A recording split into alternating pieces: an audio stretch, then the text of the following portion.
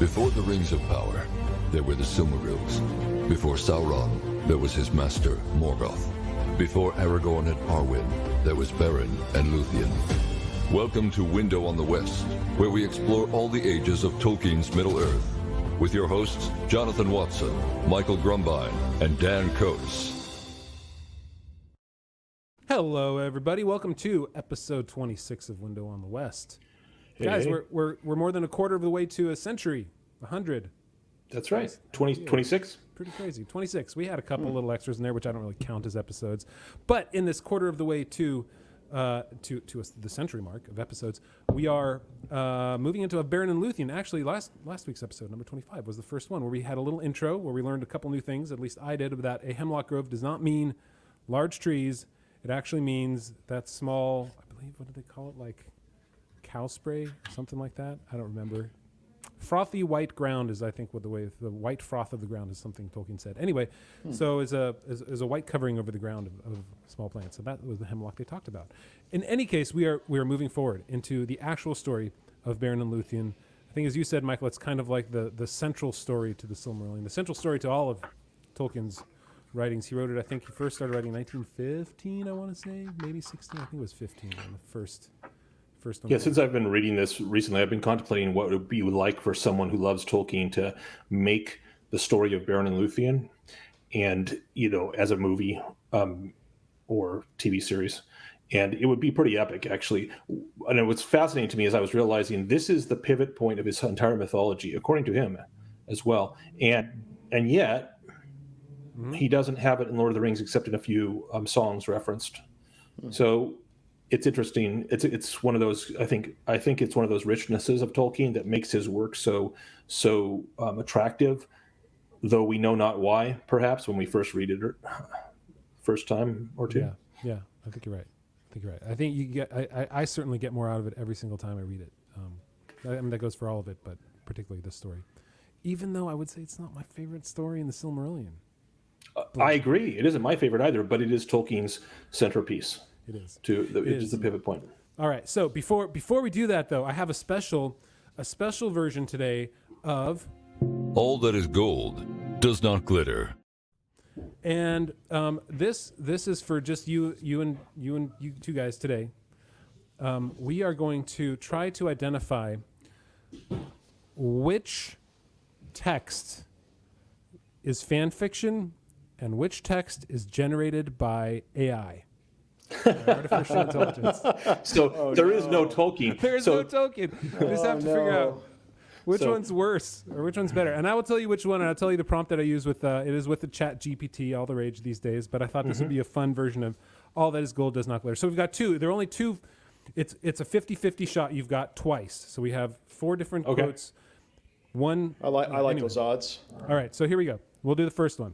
So this is really All That Is Dross Does Not Glitter, because none of this is Tolkien. This is Tolkien. Here we go. I'll read this for our listeners. If you can read it on YouTube if you're there. Or rumble. The high elves of Lothlorien, like proud warriors who had seen too many battles, looked upon their home with heavy hearts. They remembered the days when the Malorn leaves would shimmer like gold in the sun, and the rivers would sparkle like diamonds.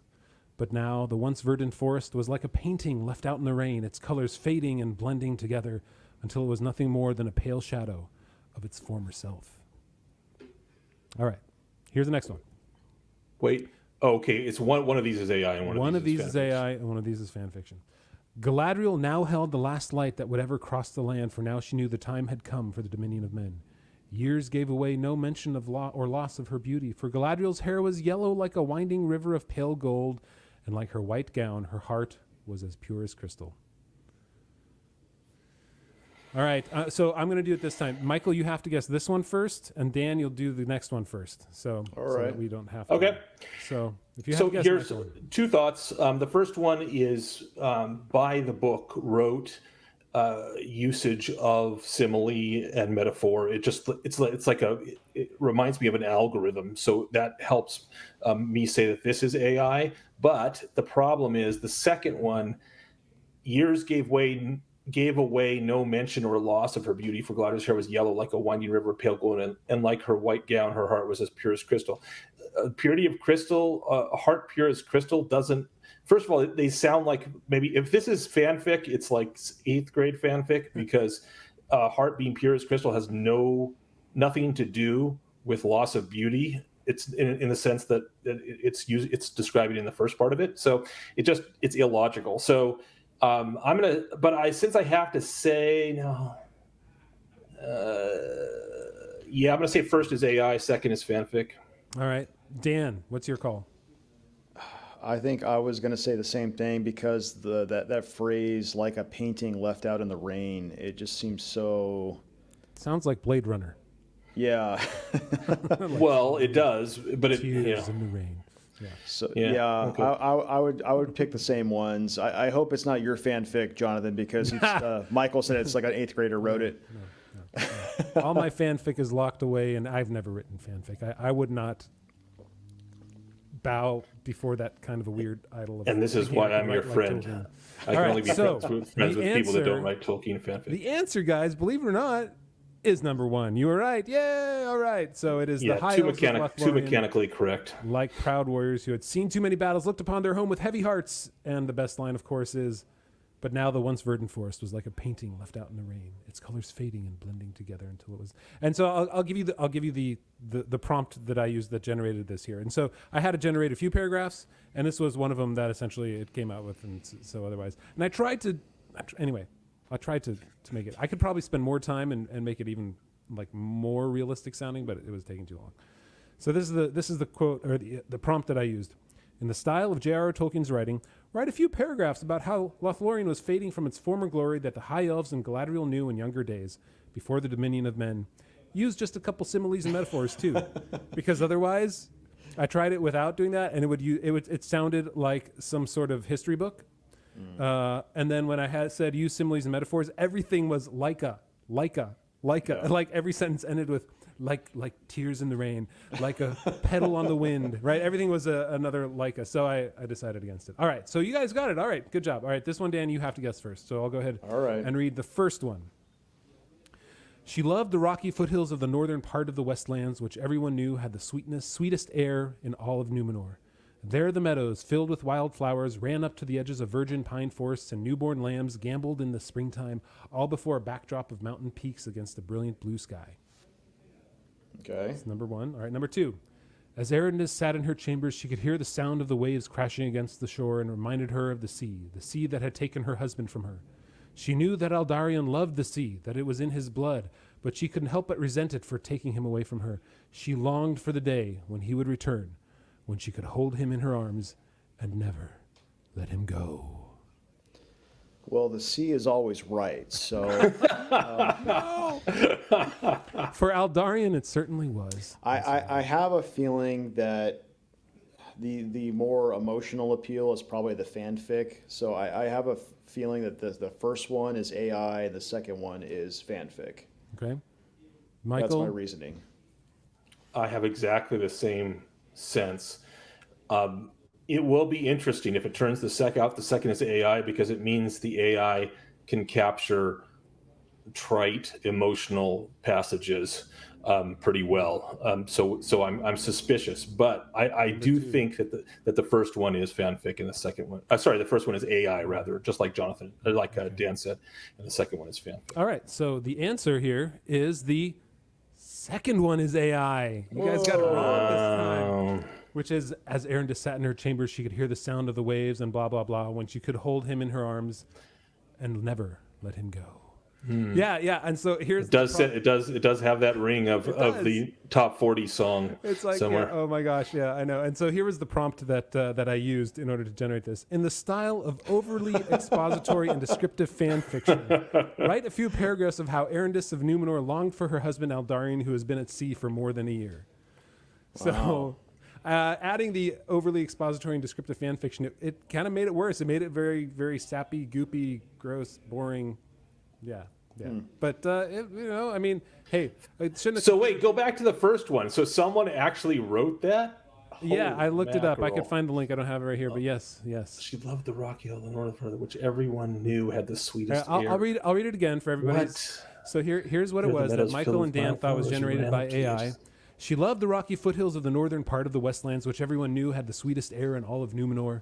There the meadows, filled with wildflowers, ran up to the edges of virgin pine forests, and newborn lambs gamboled in the springtime, all before a backdrop of mountain peaks against a brilliant blue sky.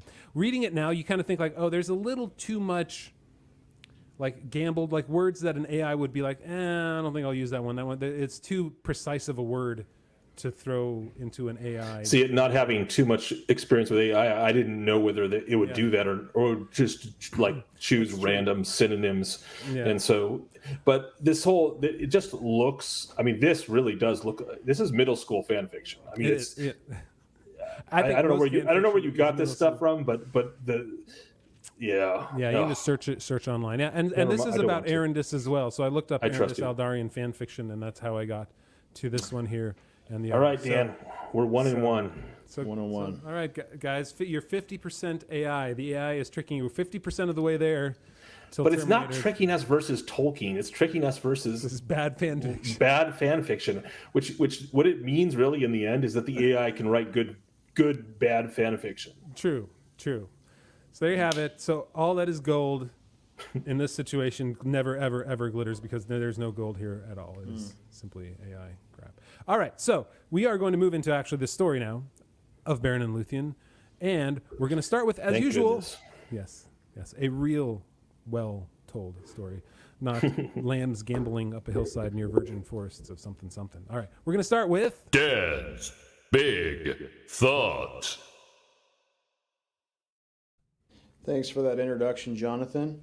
So we're finally at the chapter of Beren and Luthien, and I really liked your guys' introductory podcast last week. So reading this for the first time, this is probably the worst meet the parents situation of all time. So I'm kind of jumping ahead just slightly in the story because there's a little bit of backstory of Beren. But King Thingol, when he meets Beren finally, he seems like a dad who's about to start breaking down and cleaning all of his shotguns while he's talking to Beren. And he's like, well, what are your intentions with my daughter? Like he's like cleaning a 12 gauge or something. So it's that part's very interesting to me. But you also just have like the basic beautiful moment of Beren finally meeting Luthien, falling in love. They meet in the woodland glade. And I think you mentioned in the podcast last week that that's kind of like a tale that is central to Tolkien, that's at the core of kind of like his whole legendarium. It's like one of the oldest things that he wrote, and it's kind of inspired by him meeting his wife. And I thought that was so beautiful, and you could definitely see how that's definitely the centerpiece for Tolkien. Like this is probably like one of his most important stories for him. And it also reminds me of everything else I love about Tolkien and Middle-earth, because the backdrop of this love story is just the absolute doom and gloom of insurmountable evil that has just conquered the whole world, and everything is just black and there's no hope. But still, even in the backdrop of all of that, you still have this love story. So I really like that. Yeah, it's how he lays it out too. With among let me get that line right. Amid weeping there is joy, and the shadow of death, light that endures. And I mean, it is the story he wrote first. In a way, this or Gondolin might have been the story. I'm not sure. The Fall of Gondolin might be the first one. I'd have to check since I don't have everything memorized. But it was certainly one of the first, and it was the one that probably stuck with him the most because it was him and Edith that would walk in these hemlock glades, and that is how he thought of Beren and Luthien. And she had gray eyes, and Edith had gray eyes, and so it was and dark hair, right. But despite them doing that, Tolkien as Beren certainly did not slay a bunch of orcs and sneak up on them in a hemlock grove in Europe somewhere. I guess it was Roos in Britain. But maybe let's start then at the beginning then, and we can talk about even that part, because I love that part where you bring up the worst possible meet the parents moment, and where Beren laughs at Thingol, and you're like, oh, he laughed. Was that a real laugh, or was that just like a nervous laugh? He's like, for little cost do they sell their daughters? Oh my goodness. But let's start at the beginning. Let's start with Beren here, right? Because They are in Dorthonion. I guess I should probably bring up the picture, the lands of Middle-earth again, so that we And remember. while you're doing that, I'll just say that what we're going to cover tonight, I think, is going to be in 3 parts. There's 3 stages of the story. The first is the death of Barahir and Beren's time in Dorthonion, and then the second is his fleeing from Dorthonion and meeting Luthien for the first time in their time together, and then the third is the facing off of Thingol and Beren, and then the follow up with Finrod Felagund. Yeah. And then we're going to stop there. Yeah. So we start with Barahir and his companions. 10 companions, or was it 12? 12. 12 companions. Including Gorlim the Unhappy. The Gorlim the Unhappy, and we learn right away why he is unhappy. They are here over by the waters of Tarn Eluin, which is a lake that they say even might have been hallowed or blessed, I believe, wasn't it, by Melian, if I'm not mistaken, or am I remembering? Yes, and it was said that Melian herself had hallowed the water in days of old, and that's where they camped out. Which is interesting because of the connection between Melian and Beren. Oh, that's a good point. Yeah, that even there was a slight connection there. And there's this beautiful Ted Naismith picture of them in the version I have, so I'll just... Here, hold on a sec. I will, no. There you go, like that. Yeah, ooh, that's nice. I've never seen that. That's supposed to be Tarn Eluin. Yes, I believe so. Sweet. I'd never seen that before. I know, I hadn't either. That's pretty cool. And that's in which copy of the Silmarillion? Let's hold that up. That's in the most recent one, or not the most recent one anymore, probably, because they release one every year because they can make more money doing it. Right. This is the... Oh, the one, the Ted Naismith. Nice. Okay. I'll try and remember to put a link below. If I don't... He does the best landscapes of any of the, in my opinion, of any Agreed. of the... Agreed. So what Tolkien happens here, without getting into the whole plot necessarily, what happens here is Gorlim, his wife has been taken captive by orcs, and he returns back to his house and sees her in the cabin, essentially, or in the house, and she's not really there, and he's taken captive by Sauron. Right. And he breaks under interrogation because he thinks that he will be able to get that his wife is still alive, even though she's not, and he reveals the location of Barahir and the rest of his companions. So this is why he's the unhappy, because not only has he lost his wife, he also gave up the location of his comrades, and then he too was slain. Right, as soon as after that, right? It was poor guy. Cruelly.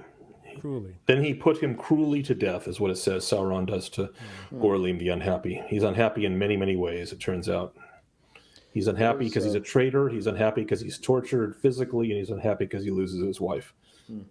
It is remarkable that there's this holdout of these 12 warriors, and the only way that the forces of evil can finally overcome them is through this kind of betrayal. So they're able to hold out and just keep fighting like this guerrilla warfare. Yeah. Very interesting. I agree. Yep. And it is also interesting. A theme has begun here of the use of magic in this tale of Beren and Luthien. Illusion and or quote unquote phantoms, as it says, that Sauron used are an enduring theme of magic in this particular story. It's interesting. Yeah, or as Gandalf would say, what you would call magic, Frodo. In a way. Yeah. Well, I mean, if he's creating phantoms devised by wizardry, and that's a direct quote. Yeah. That is magic, even by Gandalf standards, I think. Yeah. I would bet. Okay, I'm going to do one little thing, because I always feel like Tolkien has a big hesitance of using the word magic. He uses the word wizardry. Yeah. I don't know that they're that different, but maybe you can tell me otherwise. Yeah. He writes, I have not used magic consistently. Indeed, the elven Queen Galadriel is obliged to remonstrate with the hobbits on the confused use of the word, both for the devices and operations of the enemy and those of the elves. The magic is art, delivered from many of its human limitations, more effortless, more quick, more complete, product and vision in unflawed correspondence. And its object of magic is art, not power, subcreation, not domination, and tyrannous reforming of creation. So anyway, yeah. Although I would argue that might be the elven magic that he switched to describing, because domination is definitely the goal of the magic of the enemy. True, and even here in the Lay of Luthien of Beren and Luthien, the words magic is used later in the story as Yeah, we'll see. yeah. I think he refined his sentiment with regard to it, especially in his treatment of it in Lord of the Rings. But back in the Silmarillion, we have plenty of uses of magic, and it makes it explicit too. But what it means by that is like a power that comes from an art, which is a power that comes from within the being. It's not like an appeal to some esoteric forces outside. It's from them. So it's from Sauron that he manifests the power to create the phantoms by wizardry, it says. It's not a staff. It's not a crystal. It's not a wand. It's not a hat. It's just like the elves are deathless. It's not Valinor that gives them deathlessness. It's the state of their being. Right. So the state of the being of men is non-magical, and elves is different, especially the old elves, the elves that were there in the beginning. All right, so Barahir was revealed. The orcs came and they slew them all, except for one, because Beren, the hero of our story, he is gone. He was on a mission. Son of Barahir, by the way. Son of Barahir, right, his father. And he was away and comes back and sees them all dead. And just for a review, Barahir, he is the one that rescued Finrod, right? And yes. So he has the ring of Felagund. Yes. Yes, which is later going to be called the Ring of Barahir. Yes, and I love that. That's one of my more favorite parts here. It's sort of done. It's cinematic, almost like you can read this. I feel like reading this, and I went through it a few times before this podcast here, and I feel like part of it is very. It's like a treatment for a screenplay almost, because the part at which Beren slays the orc that is holding up Barahir's hand, his father Barahir's hand, he writes, then Beren buried his father's bones and raised a cairn of boulders above him and swore upon it an oath of vengeance. First, therefore, he pursued the orcs that had slain his father and his kinsmen, and he found their camp by night at Rivel's Well above the Fenaceric. And because of his woodcraft, he came near to the fire unseen, like a screenplay. He was a good tracker, so he did tracky stuff, but he came there unseen. Their captain made boast of his deeds, the orc captain, and he held up the hand of Barahir that he had cut off as a token for Sauron that their mission was fulfilled, and the ring of Felagund was on that hand. Then Beren sprang from behind a rock, slew the captain, and taking the hand and the ring, he escaped, being defended by fate, because fate. For the orcs were dismayed, and their arrows were wild. You could make a whole, I don't know, every time I read through this here, I think about what we were given and what we could have gotten. Exactly. And that was why I said at the beginning that I think that this deserves a cinematic treatment. I know that this wasn't part of the rights that were sold to Amazon, so they couldn't do it. But if those rights are ever sold, which I have no faith that they will be sold to anyone that can do them justice, but it is possible for it to be done, justice to be done here. And interestingly, we're now introduced. I don't know if we're introduced, but I think we might have mentioned it before. But he did indeed mention it as Sauron as Lord of Werewolves. But Tolkien now explains what werewolves are. So for the Legendarium, therefore an army was sent against him. That's him being Beren, under the command of Sauron. And Sauron brought werewolves, fell beasts inhabited by dreadful spirits that he had imprisoned in their bodies. So these are not men that turn into half wolf, half men in the light of a moon. These are fell wolves, basically. These probably giant, terrible wolves that are inhabited by dreadful spirits. Different from the monsters that existed beforehand. We know that there were monsters before the coming of the Valar and the leading away of the elves to Valinor. And so these are different because Sauron has created them, or he has melded them by forcing dreadful spirits into the bodies of fell beasts. So that's interesting. Yeah, I like that. It makes me think a little bit about like what we talked about a while back when we talked about Caradhras and how that is sort of a fell spirit that has been embodied into the mountain. Right. And it is not as I think it was Dan who said it, but it's not Saruman's voice on Caradhras making the Right. pass difficult. It's actually the mountain itself. And here it's actually the beasts themselves, and like Ents or like eagles that were, other spirits sort of came into them as, Ents in particular, where they were imbued into them, right? They were spirits that would come down. In the same way, these are kind of like the bad version of that. In any case. Speaking of evil mountains, how about that? There you go. Segue. Yeah, So Beren has to flee.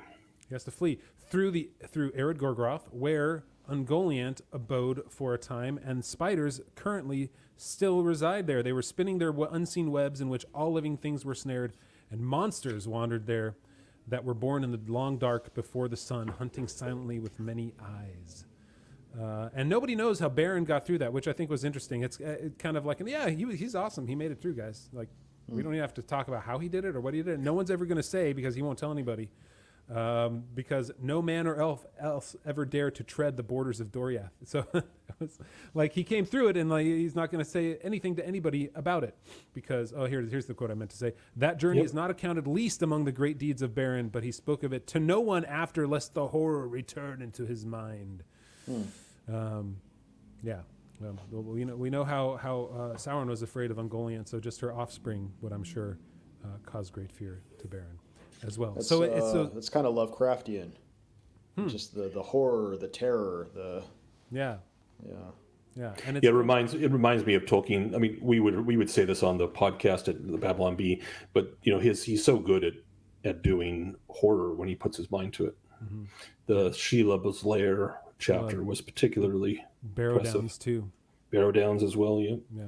Yeah, so it's from that horror that he comes into, I guess, it's the joy, the eucatastrophe of seeing Luthien in the woods of Neldrith, dancing upon the unfading grass in the glades beside Isgaldwin. And let me say, what reminded me the most this time, and it struck me in the past too, but in the same way how Thingol was captured by Melian and he was in a stupor, same thing happens to Beren as he sees Luthien, right? He became dumb as one that is bound under a spell, and he strayed long in the woods, wild and wary as a beast seeking for her. Now, it wasn't for perhaps decades, hundreds of years that Thingol was standing there. Yeah. But since Luthien is Melian's offspring, she's half Maya. Well, here's what's really interesting, and I've thought since maybe third or fourth reading of the Silmarillion, in the speech we're about to get from Thingol, where he rips into Beren and gets answered by this upstart man as well. It has a little bit to me of knowing the story, because he knows the story of how Beren fell in love with his daughter.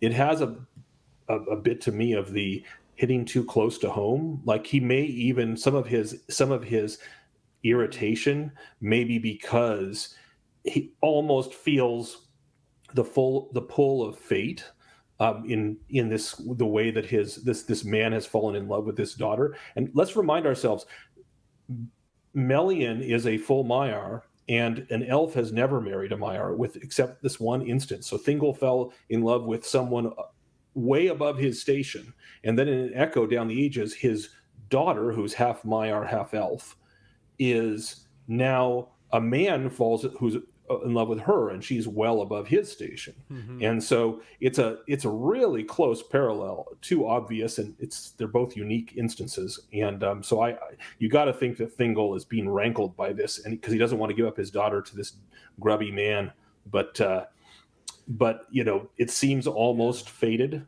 It's like an echo of, like, is that what you said? An echo of what Thingol and Melian went through. I found that Tolkien's description of Beren as he found her again, it made me think, like, is this what Tolkien felt a little bit the first time he met Edith? Let's remember, like, Edith was 3 years older than him when he was like 16 and she was 19. So that age difference was a little bit more than maybe, we at our age would consider. So he would fall into a swoon under her. But this is what he wrote. Then Beren lay upon the ground in a swoon as one slain at once by bliss and grief.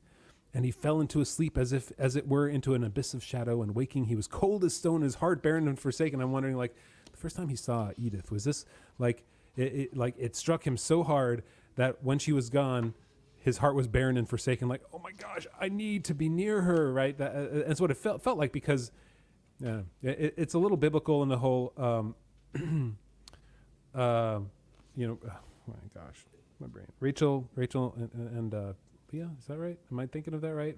Yeah, Jacob, he labors 7 years to marry Rachel, and then his father-in-law Laban tricks him and marries him off to the younger sister Leah. Okay. Yeah. That's what it feels like a little bit, is that, like, he would do anything to marry her at this point, even if it's 7 years or however long it takes. And we find that he does. And I did find it very fascinating how Tolkien describes her falling in love with him. See, she is clearly an object deserving of love, right? She's this unbelievably beautiful creature. She's singing, she's dancing, she is this half elf, half Maiar. I mean, who wouldn't fall in love with her, right? But why would she fall in love with a bent, broken, and gray Beren? Yeah. There's nothing, it seems, attractive in that. And the reason Tolkien gives is, but as she looked on him, doom fell upon her, and she loved him. Like, that's it. You're caught. It's just the doom. Yeah. She and just has a sense of fate about it. Yeah, I mean, elves are so caught up in fate that it's Tolkien appealing to the fact that she has this nature, right, and she's bound by fate, which is kind of an odd way to fall in love with someone. Right. I do think it's interesting that in this story, we've talked about before lots of times how naming things is so important to Tolkien, and in this story, he names her. Beren calls her Tenuviel, which signifies nightingale, and I thought that was interesting. There's probably some part of Tolkien in that he's like, I love you so much, I'm going to give you a name. Yeah. I mean, that's what everyone does, right? Right? It's the way you show you care, is you give new names. Yes. Yeah. Instead of Honey Bunny, it's Tenuviel. Oh dear. All right, so they are spied on by Daron the minstrel. Yes, Dairon. Suspicious Dairon. Sorry, Dairon. I can't win. Dairon the minstrel, and betrays them to Thingol, and so they end up going in front of the king. And this is probably my favorite part of the lines from this. Yeah, great. Go ahead, Dan.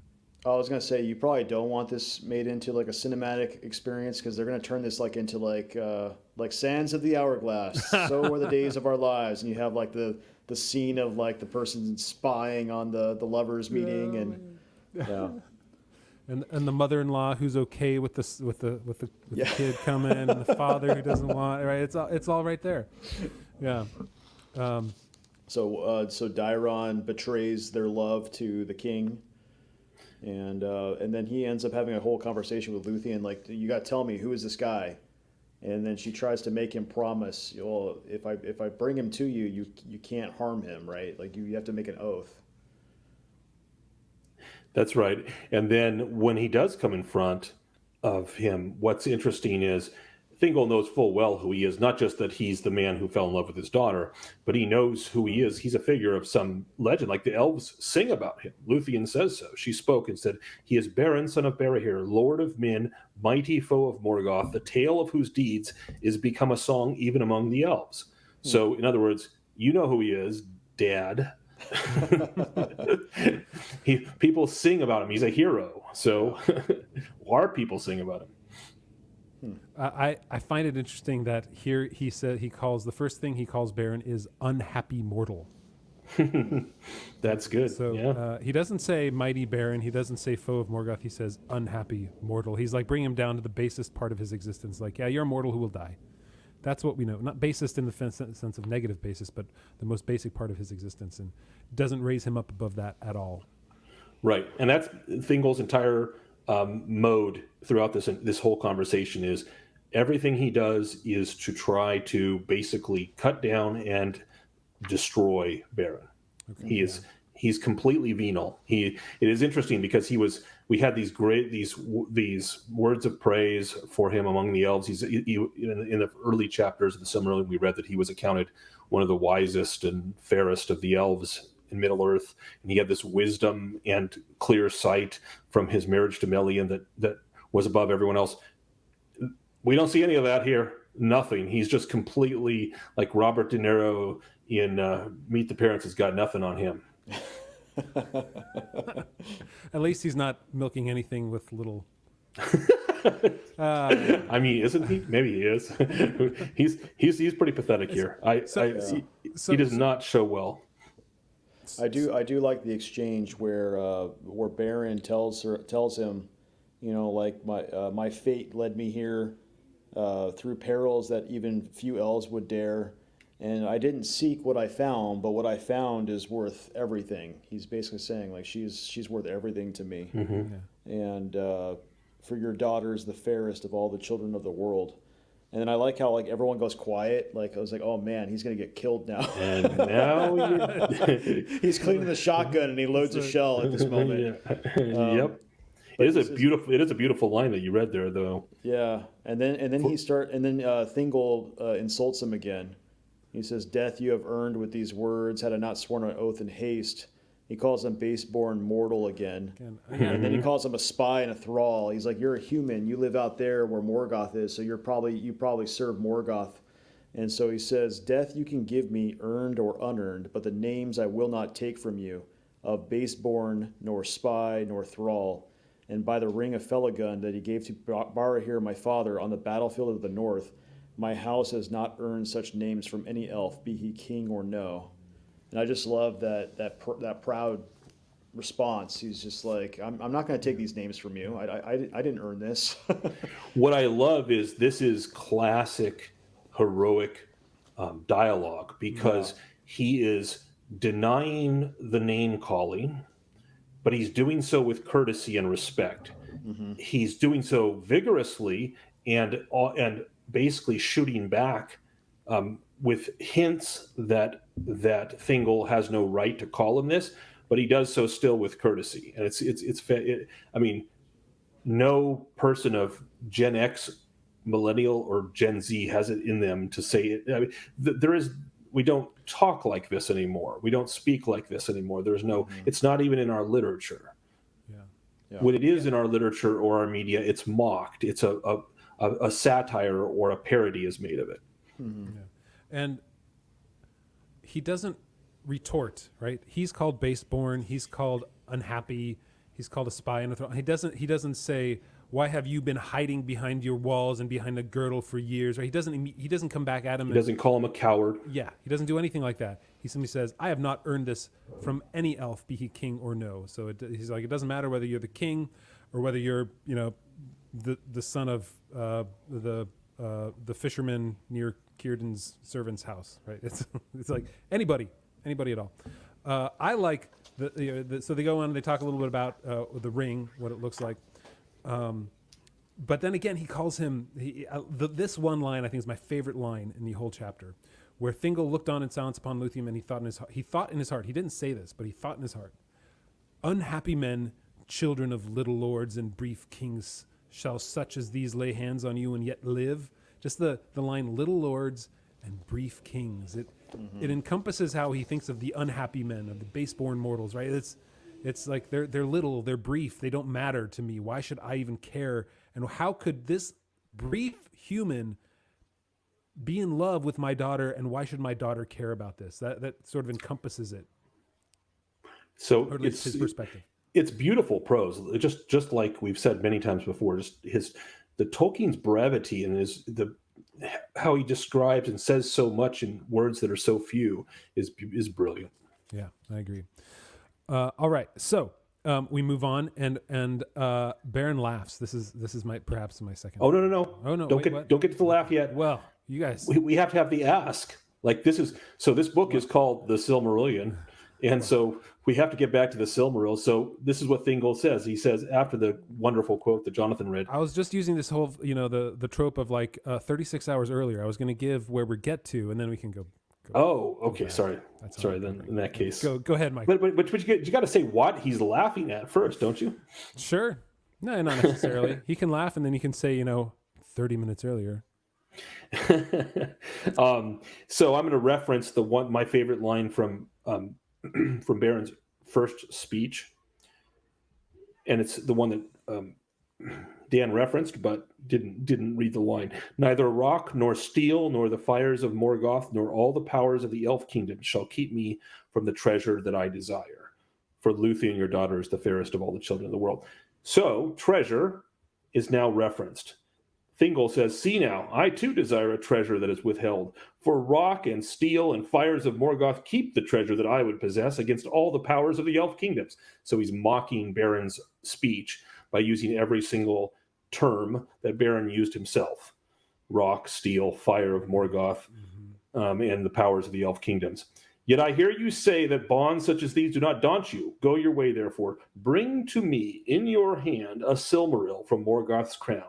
And then if she will, Luthien may set her hand in yours. Then you shall have my jewel, and though the fate of Arda lie within the Silmarils, yet you shall hold me generous." Which I had to read a couple times the first time I read that, because I didn't understand what he was saying. He's saying, of course, you shall have my jewel, which is Luthien.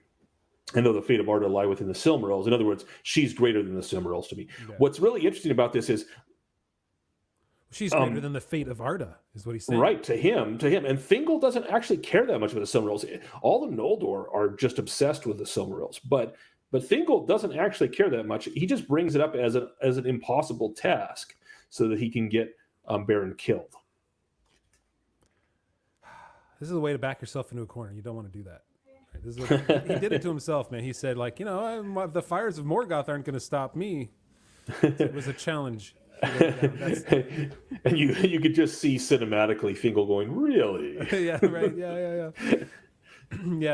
Yeah. And so I like right after this, and he wrought the doom of Doriath and was ensnared within the curse of Mandos. And I thought, this is the point. This is like when the point at which everything that happened, what Feanor did, where Thingol came from, this is the central point of where the entire Middle Earth is now ensnared in the doom, because it's the men ensnared in the Silmarils now, and it's the Maiar Melian ensnared in the Silmarils, and it's Thingol, the Sindar, right? Everybody who's been here, it comes to this point. Thingol makes the decision that ensnares everybody in the doom of Mandos now. At least that's the way that it felt to me. Yes, and which is super interesting if you think about it, because from the Doom of Mandos, if you read the Doom, it sounds like it's a doom for the Noldor who committed the kinslaying. Yeah. But it turns out the doom is transferable. Who knew? You can catch the doom. It's like a disease. And Thingol, in fact, does that to his whole kingdom. His kingdom falls under the doom of the doom of Doriath. I'm sorry. Doom of Mandos. Yeah, Doom of Mandos is right. Yeah. Tolkien in that sentence called it also the curse of Mandos. So, yeah. All right. So that leaves. Okay. Can I move forward to my second? Please do. From there, where we get the awkward chuckle, maybe, I don't know, the under the breath laugh, where Beren says, although I like in the audiobook, I like how he reads it. I don't know if you listened to it, Michael or Dave, no, but the way that he reads it, where he says, "But Beren laughed. Ha! For little price," he said, "do elven kings sell their daughters for gems and things made by craft. But if this be your will, Thingol, I will perform it. And when we meet again, my hand shall hold a Silmaril from the Iron Crown, for you have not looked last upon Beren, son of Barahir." I just like that. For little price do elven kings sell their daughters. It's like, oh man, just laughing in the face of the fate of the doom of Mandos. Essentially, is what he's doing. Which is interesting because now apparently, once you've been given an impossible and deadly doom, now it's okay to insult the king, because that's right. Which he does. I mean, that's an insult. He says, "For a little price do you sell your daughters?" In other words, you've chosen to sell your daughter for a gem. That's pathetic, and it's very obvious that he's mocking Thingol in this. It's the next line that I guess confused me, or I'm like, what does it mean exactly? Then he looked in the eyes of Melian, who spoke not. and it leaves a lot for the reader to decipher what that particular line means in the face of him agreeing to get the Silmaril. Does he look at her because Melian was looking at him going like, don't do it, don't do it, don't do it? Or was he looking at her like because Melian was like, okay, I know where we're going, and he sees something in her about her foreknowledge or something. Like what does it mean that he looked in the eyes of Melian who spoke? Like, was he waiting for her to say something to give him encouragement? Anyway. That's possible. I was drawn back to before he started speaking. It says this is before he gives his speech and before Thingol puts upon him this quest. Then Beren looking up beheld the eyes of Luthien, and his glance went also to the face of Melian, and it seemed to him that words were put in his mouth.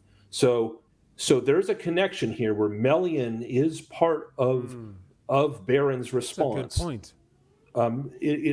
There's a real connection there, and we know, of course, that Maiar and elves can speak into the minds of people.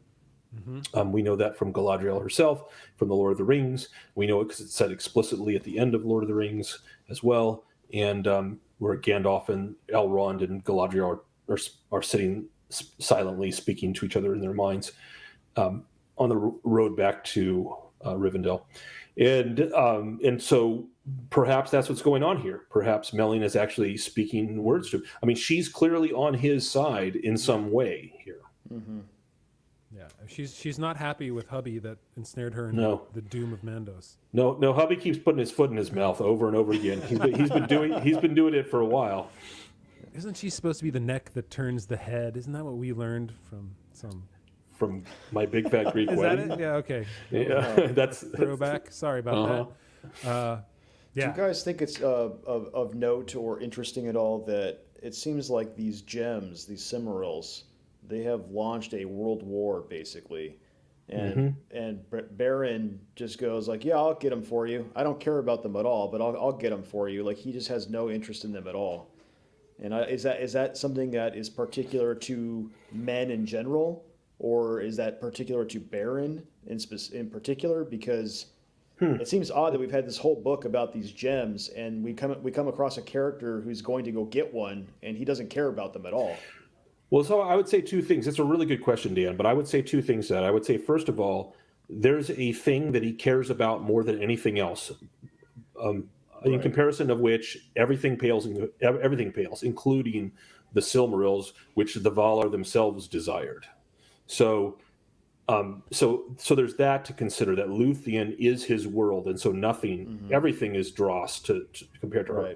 Second of all, it will be really interesting to watch any references in the Silmarils and its pull on the hearts of men.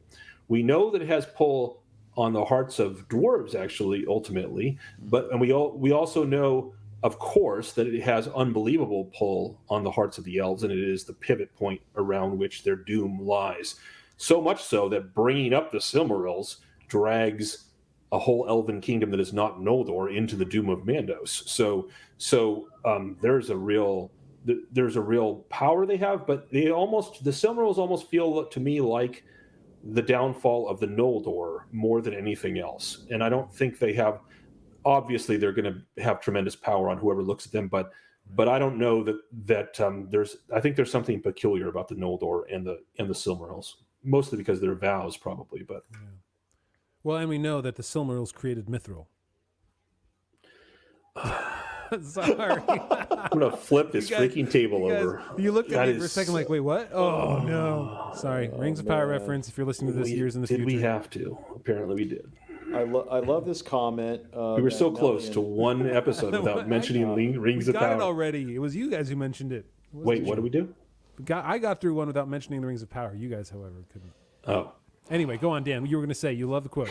I was going to say I love this quote from Melian when she at last speaks. I think Beren has already left, and she talks to Thingol, kind of like, "Hey, hubby, you're an idiot," but she goes like, "You have devised cunning counsel, but if my eyes have not lost their sight, it is ill for you, whether Beren fail or achieve it, for you have doomed either your daughter or yourself." And I just thought that was an interesting way of putting it. It's like, well, if Beren goes off and gets killed, you have doomed your daughter to a future of losing the man that she loves. And if he comes back and he succeeds, you've doomed us, because now it's like, why did you do that? She's like, what were you thinking?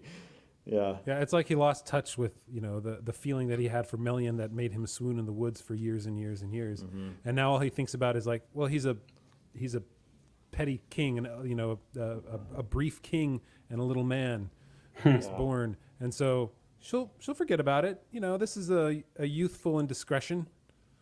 She'll get over it. Yeah. She's got a couple more thousand years. Yeah. That's right. I'm sure that's probably where, he'd be coming from. But Melian's like, no. True love, true love. You can't get over it. So anyway, wow, we're spending a lot of time on this. Should we move on into what happens now as Beren passes on through Doriath unhindered? And if we look back at our map here, he ends up going down to Nargothrond, way over here. Down over here, Nargothrond, down there. And through the whole time, he's going through the guarded plains, which I believe are these areas right up in here. Guarded plain. You can see it right there. If I read, it's right there, guarded plain. And the entire place has encampments, has hidden towers, so that the elves of Nargothrond can see anything coming. And the entire time, he's holding up the ring of Barahir, or the ring of Felagund, saying...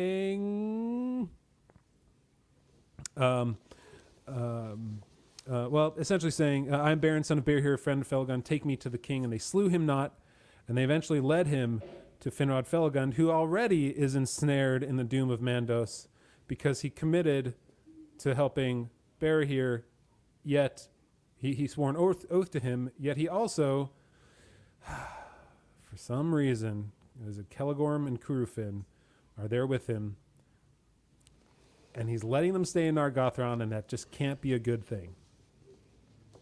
It's inappropriate and wrong. Never should you have the sons of Fëanor stay with you.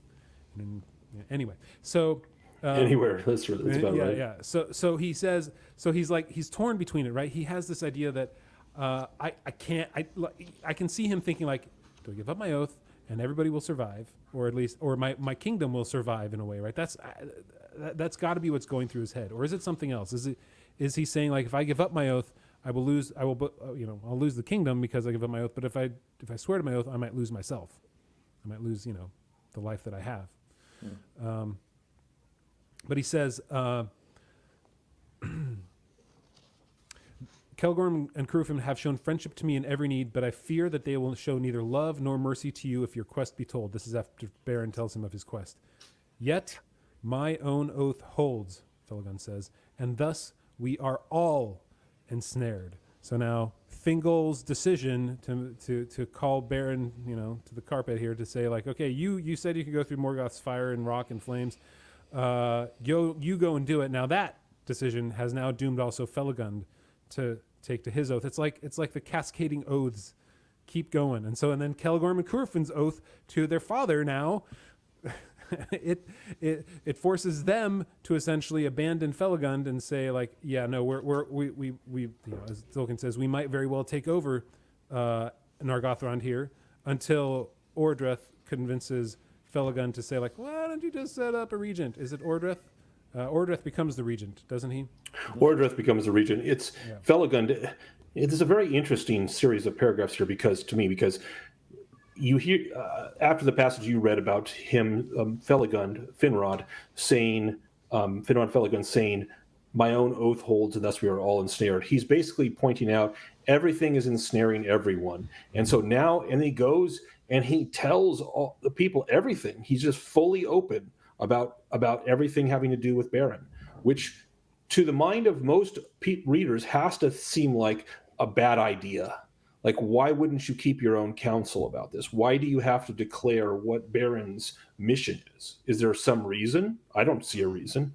But apparently he feels bound to reveal it all, which of course then allows the two most evil sons of Fëanor, Celegorm and Curufin, as we will find as the story progresses, they become more and more evil. It allows them to actually corrupt the entire elven people of Nargothrond into darkness. Basically, he says, and after Curufin spoke, many other words he spoke. This is the speech of Celegorm, as potent as were long before in Tyrion the words of his father, that's Fëanor, that first inflamed the Noldor to rebellion. So Celegorm is making this terrible speech about the end of days and how for the people of Nargothrond. And after Celegorm, Curufin spoke, more softly but with no less power, conjuring in the minds of the elves a vision of war and the ruin of Nargothrond. So great a fear did he set in their hearts that never after until the time of Turin would any elf of that realm go into open battle, but with stealth and ambush, with wizardry and venom darts, they pursued all strangers, forgetting the bonds of friendship. So he basically corrupts an entire people. These two brothers do. Thus they fell from the valor and the freedom of the elves of old, and their land was darkened. So this all happens because Finrod Felagund decides to reveal everything about Beren to his people, and so his people then murmur against him, and they say that he's not going to be their king anymore, and so he throws his crown at his own feet, and says, "Fine, then I won't be king anymore." And there's a small remnant that says, "No, you're always going to be our king." That's 10 of them, and he makes Orodreth the king in truth. But it's clear that they're not.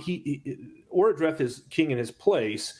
Finrod is still king. Orodreth is king in his place, or regent. But the people of Nargothrond have, in fact, removed him. He is not their king anymore. Well, the question is, did they remove him, or did he was looking like, I can't lead these people anymore?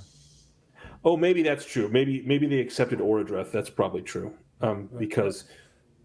Well, they say he was forsaken. He took from his head the silver crown of Nargothrond and cast it at his feet. So I guess both and or either or. Like, yes, he's no longer the king because of the oath.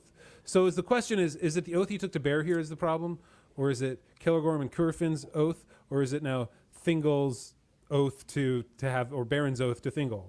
These three oaths that compete, and it's sort of like Felagund. He's at the middle of it and he loses everything. I'd like to think that Finrod's oath is a good one. Like we should have loyalty. We should pledge, like basically he owes his life to Barahir.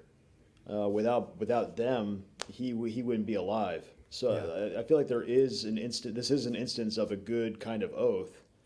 It doesn't have great consequences for him because he has to keep that oath to the loss of his kingdom here. But his kingdom doesn't have to be lost. But that's the problem. The problem is he made an oath. He tells everyone, I have to help Beren. Yeah. And then that's the chink in the armor that Celegorm and Curufin are used to give these massive speeches that darken the hearts and say basically, hey, since your king is now doing this, you're all doomed. Everything's going to fall to ruin. You're making an enemy of all the Noldor, because if Beren actually succeeds, then we have to come after whoever has the Silmarils. And so there's a real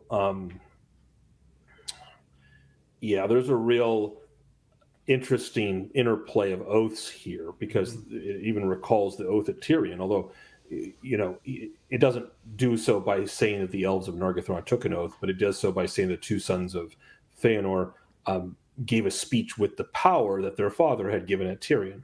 Yeah. So anyway, it's fascinating, and I think we're ending there. But that basically this is the beginning of Felagund. So Finrod Felagund, since we've already brought up, I was going to bring it up, but since we've already brought up Rings of Power, the real Finrod, the one that doesn't think that ships float because they look upward, it turns out Finrod. Yeah, Finrod Felagund is in fact a tremendously and tragic hero figure, and he is now joining Beren in his quest. So our next episode, we're going to cover the quest itself, or at least most of it. Although I think it would be amiss to say the point at which we're leaving off here officially is it could be the end of a good chapter here, because then Felagund gave the crown of Nargothrond to Orodreth, his brother, to govern in his stead, and Celegorm and Curufin said nothing, but they smiled. And went from the halls. It's like this sleazy, slimy. Yeah, they are clearly villains. We know what we did, and we're happy that we ruined you and we ruined your kingdom. Yep, they're straight up villains. These guys are evil, and we'll see that throughout this. And that's how chapter. they show their gratitude for being taken into their kingdom. Right. It's like, you guys got destroyed up in the north and you're hiding here, and this is how we repay you. Yeah. It's so interesting to me that there's, for the most part, I guess Mythros is an exception, but the whole line of Feanor is just corrupt. And it's so interesting that Tolkien has Feanor creating the most beautiful, glorious physical object in the existence in Arda, and yet his spirit itself is corrupt, and his whole line is corrupt, with one or two exceptions. Yeah. Yeah. All right. So next week we're going to go through, like Michael said, the sort of the quest itself, and we're ending with we're shifting it up just a little bit. We're starting here at this point where Celegorm and Curufin smile, and we're ending up with a point at which the line ends. Then, howling under the moon, he leaped down the hill, and the bat wheeled and flittered above him. So it's kind of the end of the quest. So it's going to be part 2 of Beren and Luthien. And then we will finish with part 3, the end of their story. But before we close off this for good, we have to move forward into If You Like Tolkien.